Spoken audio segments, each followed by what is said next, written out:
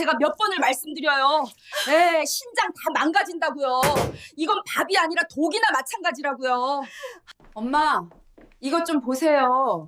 민지가 유별난 게 아니에요. 요즘 엄마들은 다 이렇게 키워요. 나는 식모인가? 아니면 보모인가?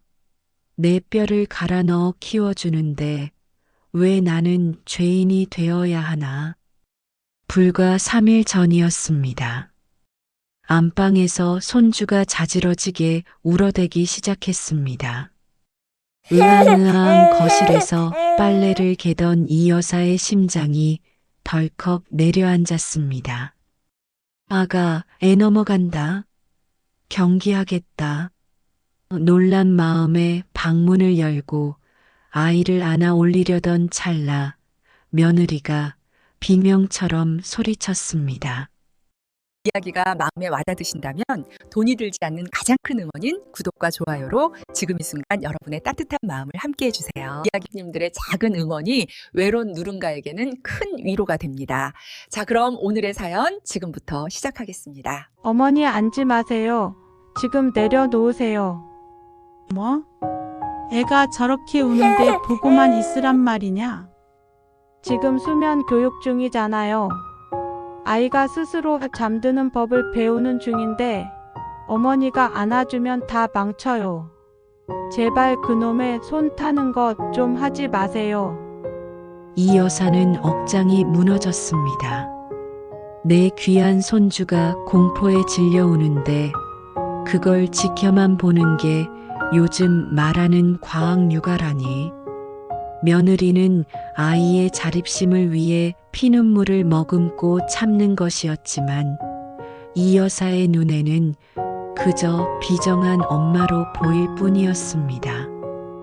방문을 닫고 나오는데 다리가 후들거렸다. 등 뒤에서는 여전히 내 새끼가 숨이 넘어갈 듯 할미 하고 우는데 나는 죄인처럼 도망쳐 나왔다. 수면 교육이라니. 그게 뭔지 나는 모른다. 내가 아는 건 공포에 질려 우는 핏덩이를 안아주는 게 사랑이라는 것뿐이다. 그런데 며느리는 나를 보며 소리쳤다. 어머니가 안아주면 다 망쳐요. 망친다고 했다.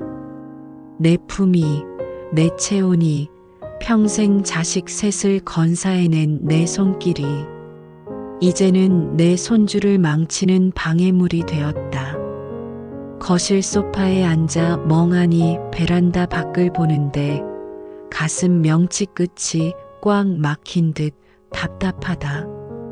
나는 너희를 살리려고 내 허리가 끊어지는 고통을 참으며 진통제 삼키고 이 집에 왔는데 너희는 나를 구원투수가 아니라 통제 안 되는 낡은 기계쯤으로 여기는구나. 그뿐만이 아니었습니다.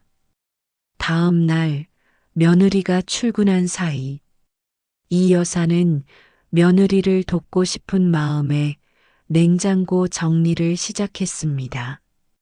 맞벌이 하느라 바쁜 며느리가 유통기한 지난 소스를 방치하고 반찬통이 뒤죽박죽인 게 안쓰러웠기 때문입니다. 에휴, 바빠서 살림할 시간이 어디 있겠어. 내가 싹 치워줘야지. 이 여사는 상한 음식을 버리고 반찬통을 종류별로 줄 세우고 친정에서 가져온 묵은지와 멸치볶음을 냉장고 제일 잘 보이는 곳에 넣어두었습니다. 며느리가 퇴근하고 깨끗해진 냉장고를 보면 기뻐할 거라 믿었습니다. 하지만 퇴근한 며느리의 반응은 싸늘했습니다. 어머니, 냉장고 건드리지 말아 달라고 말씀드렸잖아요. 아니, 내가 너 힘들까봐 상한 거 버리고 정리 좀 했다. 깨끗하니 좋지 않으냐? 며느리가 한숨을 푹 쉬며 냉장고 문을 닫았습니다. 어머니, 저도 제 살림 방식이 있어요. 제 물건들이 어디 있는지 어머니가 다 옮겨 놓으시면 저 스트레스 받아요. 그리고 저 묵은지 냄새 냉장고에 배는 거 싫어하는 거 아시잖아요. 이 여사는 할 말을 잃었습니다. 친정엄마 같은 마음으로 해준 건데 며느리는 이것을 영역 침범으로 받아들였습니다. 통계에 따르면 고부 갈등의 큰 원인 중 하나가 바로 이 살림 주도권 싸움입니다. 시어머니는 도움이라 말하고 며느리는 통제라 느낍니다. 도와주고도 욕먹는구나. 내가 이 집의 파출부도 아니고 주인도 아니고 도대체 난 뭐란 말이냐? 오늘도 나는 며느리의 눈치를 살폈다.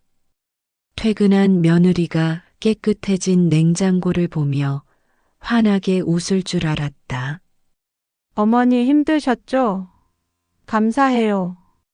그 따뜻한 말 한마디면 하루 종일 지친 몸이 눈 녹듯 풀릴 것 같았다. 하지만 돌아온 건 한숨 소리였다. 제발 제 살림 건드리지 마세요. 내 손이 닿은 곳이 더러운 것이라도 묻은 양 며느리는 내가 정리한 반찬통을 다시 꺼내 제 방식대로 옮겼다. 그 뒷모습을 보는데 불현듯 눈물이 핑 돌았다. 아, 나는 이 집의 가족이 아니구나. 나는 그저 아이 봐주고 빨래해주고 청소해주는 돈 안 드는 파출부일 뿐이구나. 프라이버시라는 그놈의 벽이 시어머니라는 내 이름표보다 훨씬 높고 단단하구나. 다음 날 오후 4시, 늦은 오후 햇살이 거실 깊숙이 들어와 먼지들이 춤을 추는 시간. 이옥 분 67세 여사는 습관처럼 허리를 두드리며 식탁을 잡고 힘겹게 일어섰습니다. 척추관 협착증으로 시려오는 허리에 누런 복대를 질끈 동여매고 다시 부엌으로 향했습니다. 우리 강아지 제발 이 한 숟가락만 더 먹자. 응? 하지만 15개월 된 손주는 입을 꾹 다문 채 고개를 획 돌려버립니다. 며느리가 냉장고에 붙여두고 간 유기농 이유식 레시피대로 간 하나 없이 맹맹하게 끓인 흰죽입니다. 어른 입에도 종이 씹는 맛 같은 걸 아이가 먹을 리 없습니다. 이 여사는 잠시 현관 쪽을 힐끔거렸습니다. 다행히 며느리 퇴근까지는 아직 이 시간. 떨리는 손으로 찬장 깊숙한 곳에서 마법의 가루를 꺼냈습니다. 바로 천일염입니다. 딱 한 꼬집이야. 이거 넣으면 감칠맛이 돌아서 잘 먹을 텐데 안 먹어서 비실대는 것보다 낫지. 마치 큰 죄라도 짓는 사람처럼 가슴이 콩닥거렸지만 소금 몇 알을 죽에 섞어 입에 넣어주자 기적 같은 일이 벌어졌습니다. 아이가 하고 입을 벌리며 제비 새끼처럼 넙죽넙죽 받아먹는 것입니다. 빈 그릇을 보며 이 여사는 안도의 한숨을 내쉬었습니다. 그래, 역시 할미 손맛이 약손이지. 내 새끼 입에 밥 들어가는 것만큼 예쁜 게 어디 있어. 아이가 잠시 잠든 사이 이 여사는 욱신거리는 허리를 펴며 거실벽에 걸린 가족 사진을 바라보았습니다. 사진 속 아들과 며느리는 환하게 웃고 있었지만 이 여사의 기억은 1년 전 그날 밤으로 되감겼습니다. 그날은 유난히 비가 많이 오던 밤이었습니다. 만삭의 몸을 한 며느리와 파김치가 된 아들이 찾아왔습니다.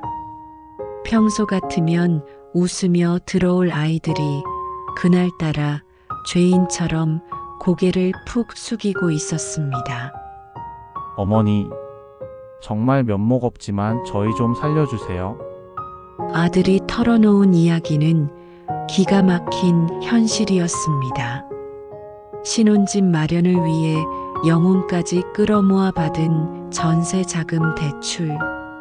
하지만 금리가 천정부지로 치솟으면서 아들의 월급만으로는 이자 갚기에도 숨이 턱턱 막히는 상황이었습니다.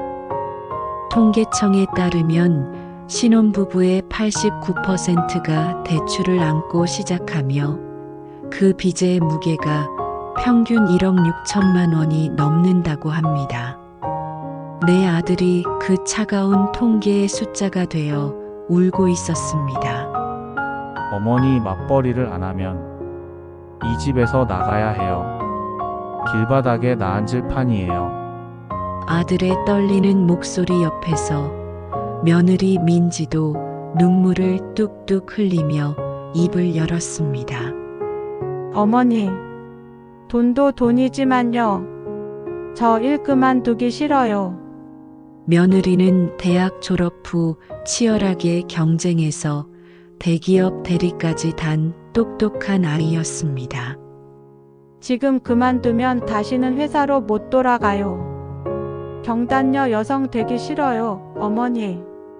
제 친구들도 애 낳고 회사 그만뒀다가 마트 계산원 자리도 못 구해서 우울증 걸린 애들이 태반이에요. 저 정말 제가 쌓아온 커리어, 제 이름 석자 잃고 싶지 않아요. 며느리의 그 절박한 눈빛. 그것은 사치가 아니라 나 자신으로 살고 싶은 현대 여성의 처절한 생존 본능이었습니다. 실제로 대한민국 기혼 여성 5명 중 1명이 육아 때문에 꿈을 포기한다는 조사가 있습니다. 며느리는 그 1명이 되지 않기 위해 발버둥 치고 있었습니다. 저희 월급 다 합쳐서 대출 갚고 베이비시터 쓸 돈도 없어요. 남의 손에 맡기는 것도 무섭고요. 어머니, 제발 저희 좀 도와주세요. 만삭의 몸으로 무릎 꿇고 비는 자식들 앞에서 이 여사가 무슨 말을 할 수 있었을까요? 은퇴하고 이제 좀 친구들과 여행 다니며 편하게 살아보려 했던 나의 노후는 자식들의 생존 앞에서 사르르 녹아 없어졌습니다. 일어나라. 내 허리가 부서지는 한이 있어도 내 새끼들 길바닥에 안 내몬다. 민지, 너도 회사 다녀. 내 꿈 포기하지 마라. 애는 이 애미가 업어서라도 키울 테니.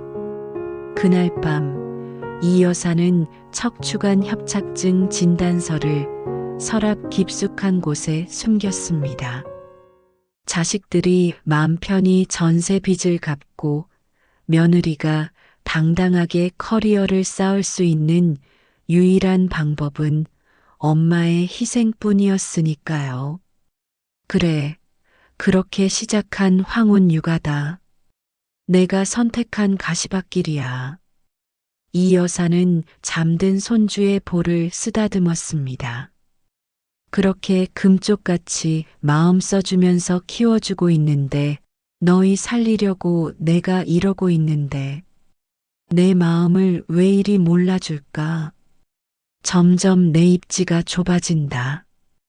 아이를 안아줘도 안 되고 청소를 해줘도 안 된다. 내가 이 집에서 할 수 있는 건 숨죽여 며느리가 정해준 매뉴얼대로 움직이는 것뿐이다. 그때였습니다. 평소보다 일찍 현관도어로 소리가 울렸습니다. 어머니, 저 왔어요. 오늘 회의가 일찍 끝나서 좀 빨리 왔어요. 아, 근데 이게 무슨 냄새예요? 며느리는 가방을 내려놓기도 전에 부엌으로 달려와 빈 그릇의 냄새를 킁킁 맡았습니다. 그리고 남은 냄새의 흔적을 쫓아 이 여사가 황급히 치우려던 국자 끝을 혀끝으로 살짝 맛보았습니다. 순간 며느리의 표정이 차갑게 굳어버렸습니다.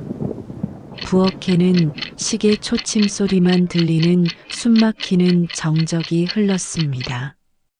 이 여사는 며느리의 눈을 피하며 마른 침을 삼켰습니다. 어머니 지금 애한테 간하신 거예요. 낮게 깔린 목소리, 그리고 이어지는 행동에 이 여사는 그만 그 자리에 얼어붙고 말았습니다. 며느리는 남은 이유식 냄비째를 들더니 일말의 망설임도 없이 싱크대 개수구에 콸콸 쏟아부어 버렸습니다. 제가 몇 번을 말씀드려요. 애 신장 다 망가진다고요. 이건 밥이 아니라 독이나 마찬가지라고요. 물소리와 함께 하수구 구멍으로 태우리치며 빨려 들어가는 흰죽. 그것은 단순한 이유식이 아니었습니다.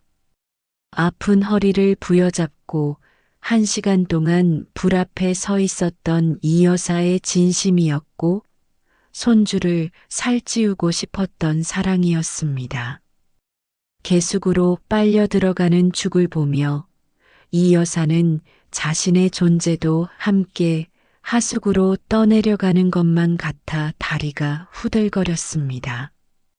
이 여사도 오늘 하루 정성 들여 아이를 봐주고 아이를 위해 끓여놓은 횡죽이 마치 아무것도 아닌 것처럼 쓰레기통에 버려지는 것 같은 모습을 보니 그 순간 그동안 참고만 있었던 서운함과 언짢음이 용암처럼 터지면서 입 밖으로 분출되어 나왔다. 며느라 아니, 내가 곰국 먹여 내 아들을 서울대까지 보낸 내가 손주에게 독을 먹인 마녀라도 된단 말이냐? 아니야, 됐다. 이제 나도 못하겠다. 며느리는 당황스럽고 떨리는 목소리로 그러나 날카롭게 말을 하였다. 어머니, 지금 여기다 간하신 거예요. 제가 몇 번을 말씀드렸잖아요. 돌 전후로는 절대 나트륨 먹이면 안 된다고요. 아니, 애가 며칠째 곡기를 끊고 비실대는데 어떡하니? 맛이 없어서 안 먹는 것 같길래 소금 딱 한 꼬집 넣었다. 그랬더니 저 봐라, 저렇게 잘 받아 먹지 않니? 며느리는 그 순간 머리를 감싸쥐었다. 어머니, 잘 먹는 게 문제가 아니라요. 지금 애 신장 다 망가진다고요. 그 한 꼬집이 애한테는 독약이나 마찬가지란 말이에요. 독약이라니? 내가 내 손주한테 독을 타기라도 했다는 거냐? 너 말을 뭐 그렇게 섭섭하게 하니? 순간 집안에는 무거운 정적이 흘렀다. 이 여사의 손이 부들부들 떨렸다. 1시간 동안 허리 두드려가며 끓인 죽이었다. 아니, 죽이 아니라 자신의 자존심이고 사랑이었다. 그것이 지금 음식물 쓰레기가 되어버려졌다. 그제야 며느리도 아차 싶었는지 굳어버린 시어머니의 얼굴을 보며 황급히 변명을 시작했다. 며느리는 당황하며 다급하게 아니, 어머니. 제 말은요. 그게 아니라 요즘 육아 트렌드가 그래요. 의사들도 소금은 절대 안 된다고 하고 제가 애 엄마니까 제가 정한 원칙을 지켜주셔야. 며느리가 다가와 이 여사의 팔을 잡으려 했다. 어머니 화내지 마시고요. 제 입장도 좀 이해해 주세요. 저는 어머니가 제 말을 너무 무시하시니까. 이 여사는 며느리의 손을 힘없이 그러나 단호하게 뿌리쳤다. 아니다. 네, 이 여사는 체념한 듯 눈을 감으며 됐다, 이제 그만하자. 나도 이젠 더는 못 참겠다. 이 여사의 목소리에는 물기조차 말라버린 깊은 절망이 배어 있었다. 이 여사는 허리에 찼던 앞치마 끈을 천천히 풀었다. 수면 교육한다고 애 울려도 참았다. 냉장고 정리해주고 도둑 취급받아도 참았어. 너희 힘들게 사는 거 아니까 내 몸 부서져라 참았는데. 이 여사는 툭 하고 앞치마를 식탁 의자에 내려놓았다. 마치 평생 차고 있던 족쇄를 내려놓는 사람처럼 보였다. 내가 내 손주 밥 한 숟갈 먹이는 것도 죄가 되고 내 사랑이 너한테는 간섭이고 독이 되는구나. 내가 이 집에서 뭐냐? 식모냐? 아니면 말 안 듣는 고물 기계냐? 며느리는 울먹이며 말을 하였다. 어머니, 왜 말씀을 그렇게 하세요? 저는 그냥 더 설명 안 해도 된다. 내가 옳고 내 책이 옳겠지. 무식한 내가 빠져주는 게 정답인 것 같구나. 나 간다. 어머니, 지금 가시면 어떡해요? 이 여사는 뒤도 돌아보지 않았다. 현관문을 열고 나가는 그녀의 등 뒤로 며느리의 울음 섞인 부름과 손주의 칭얼거림이 들려왔지만 이 여사는 문을 닫았다. 쾅! 닫힌 문 밖, 차가운 복도. 이 여사는 그제야 참았던 숨을 몰아쉬었다. 다리가 풀려 주저앉고 싶었지만 이를 악물고 엘리베이터 버튼을 눌렀다. 눈물이 주름진 볼을 타고 하염없이 흘러내렸다. 내가 도대체 뭘 그리 잘못했단 말이냐. 아파트 단지 앞 버스 정류장. 이 여사는 차가운 플라스틱 벤치에 힘없이 주저앉았습니다. 찬바람이 옷깃을 파고들었지만 가슴에 뚫린 구멍으로 들어오는 바람보다는 춥지 않았습니다. 지나가는 사람들이 웃으며 손주 손을 잡고 갑니다. 그 모습이 부러워 눈물이 핑 돌았습니다. 나는 식모인가? 아니면 보모인가? 내 뼈를 갈아 넣어 키워주는데 왜 나는 죄인이 되어야 하나? 그때 헐레벌떡 뛰어온 아들이 가쁜 숨을 몰아쉬며 이 여사 앞에 섰습니다. 엄마, 그냥 가시면 어떡해요? 놔라. 나 이제 안 온다. 내 처한테 가서 전해. 그 잘난 책대로 혼자 잘 키워보라고. 아들은 한숨을 푹 쉬더니 핸드폰을 꺼내 이 여사 눈앞에 들이밀었습니다. 화면에는 알 수 없는 그래프와 숫자가 가득했습니다. 엄마, 이것 좀 보세요. 민지가 유별난 게 아니에요. 요즘 엄마들은 다 이렇게 키워요. 화면 속 내용은 15개월 아기 권장 나트륨 하루 800g 이하라고 적혀 있었고, 초가시 신장 부담 및 성인병 위험하다고 적혀 있었다. 엄마, 우리 때는 없어서 못 먹었잖아요. 그러니까 잘 먹는 게 남는 거였죠. 그게 엄마식 사랑인 거 알아요.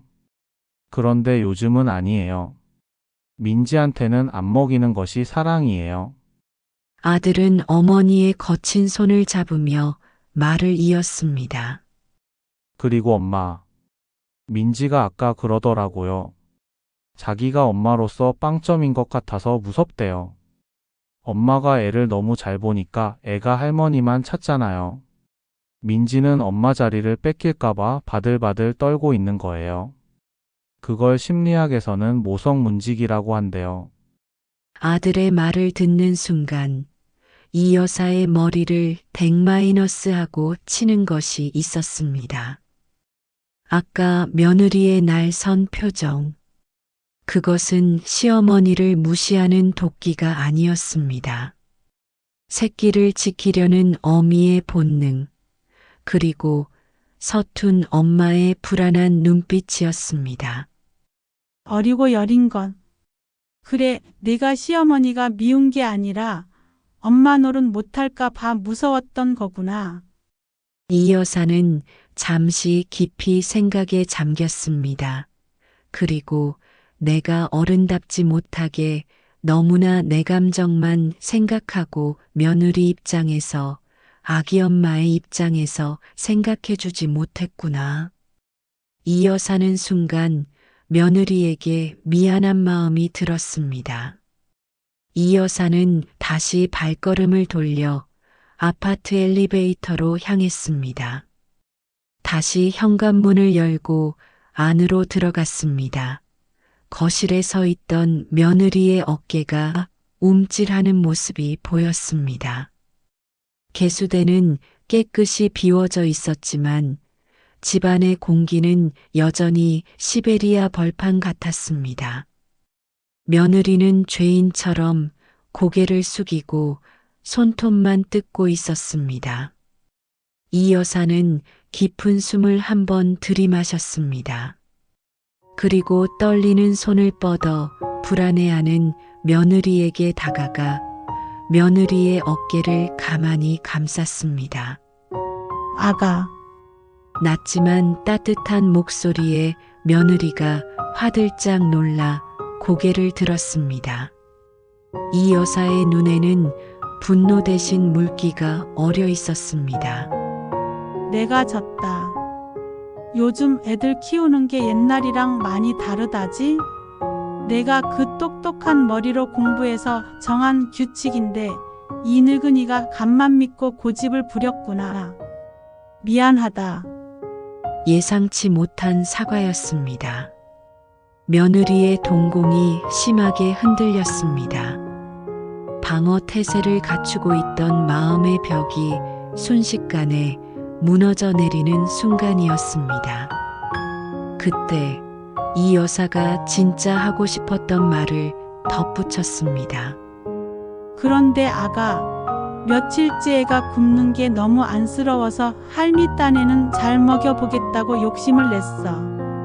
독약 먹이는 심정으로 소금 넣는 할미가 세상에 어디 있겠니? 이 여사는 잠시 말을 멈추고 며느리의 눈을 똑바로, 그러나 세상에서 가장 인자한 눈빛으로 바라보며 말했습니다. 그런데 내가 내 정성을 눈앞에서 쏟아버리니까 엄마가 조금, 아니 많이 그 순간 서러웠었단다. 내가 우리 손주한테 해가 되는 쓸모없는 늙은이가 된 것 같아서 말이야. 잠시 정적이 흘렀습니다. 거실 시계 초침 소리만 들리는 긴 침묵이 흐른 후 며느리의 입술이 파르르 떨리더니 툭 하고 고개가 떨어졌습니다. 방금 전까지 과학 육아를 외치던 당당함은 온데간데 없고 얼굴이 붉게 달아오른 며느리가 울먹이며 입을 뗐습니다. 죄송해요, 어머니. 흑. 제가 너무 예민했어요. 애가 안 먹어서 저도 미칠 것 같았거든요. 제가 엄마 자격 없는 것 같아서 불안해서 어머니 정성 무시한 거 아니에요. 정말 죄송해요. 며느리가 와락 이 여사의 품에 안겨 어린아이처럼 엉엉 울음을 터뜨렸습니다. 이 여사는 며느리의 등, 육아와 직장 생활로 야위어진 그 작고 여린 등을 투박한 손으로 토닥였습니다. 그래, 이겼다. 소금은 졌지만 사람은 얻었구나. 부엌 식탁 위 비워진 이유식 그릇 위로 저녁 노을이 붉게 내려앉았습니다. 두 여자의 포옹은 그 어떤 드라마보다 뜨겁고 아름다웠습니다. 일주일 뒤 주말 저녁, 식탁 위에는 며느리가 차린 푸짐한 저녁상이 차려져 있습니다. 그리고 그 가운데에는 이 여사가 직접 담근 심심한 물김치가 놓여 있습니다. 어머니, 이 물김치 진짜 맛있어요. 지호도 이건 잘 먹네요. 그래, 많이 먹어라. 내 소금은 좀 뺐다. 내 말대로 건강하게 키워야지. 손주는 할머니 무릎에 앉아 물김치 국물을 쪽쪽 빨아먹고 며느리는 시어머니의 밥 위에 생선살을 발라 올려줍니다. 이 여사는 밥을 한술 뜨며 생각합니다. 옳고 그름을 따져 이기는 것은 하수다. 상대의 불안을 안아주고 내 진심을 전해 사람을 얻는 것. 그것이 바로 진짜 어른이 밥상을 지키는 법이라고 말입니다. 창밖에는 어둠이 내리지만 이 여사의 집 거실 창문에는 세상에서 가장 따뜻하고 환한 불빛이 밤늦도록 꺼지지 않았습니다. 위글은 우리 주변에서 흔히 일어나는 실제 실화 사연을 바탕으로 각색한 이야기입니다. 본 영상의 등장인물과 지명은 개인정보 보호를 위해 가명 각색되었으며 구체적인 보상 내용은 개개인의 계약 조건에 따라 달라질 수 있습니다. 오늘도 지친 마음을 닦아주며 위로받고 공감받으며 쉬어가는 곳, 노년의 보석 상자였습니다. 마음이 고단한 날 잠시 들러주세요. 우리네 사는 이야기를 나누며 나만 그런 게 아니구나라는 공감과 미소를 선물해 드리고 싶습니다. 귀한 시간 내어 찾아주신 우리 보석님들께 진심으로 감사드립니다. 보석님들의 구독과 좋아요, 그리고 무엇보다 진솔한 댓글 한 줄과 시청해 주시는 그 마음이 큰 버팀목이 됩니다. 여러분의 응원이 쌓여야 비로소 더 따뜻한 이야기가 태어납니다. 여러분의 사연을 기다립니다. 혹시 보석님들의 하루에도 전하고 싶은 이야기가 있으시다면 그 보석 같은 이야기를 우리에게 건네주세요. 누군가에게는 새벽을 밝혀줄 작은 등불이 될지도 모릅니다. 서로의 삶을 나누고 위로를 주고받으며 함께 소통하는 노년의 보석 상자가 되겠습니다. 부디 오늘도 여러분의 하루가 가장 아름다운 보석처럼 빛나기를 바랍니다. 감사합니다.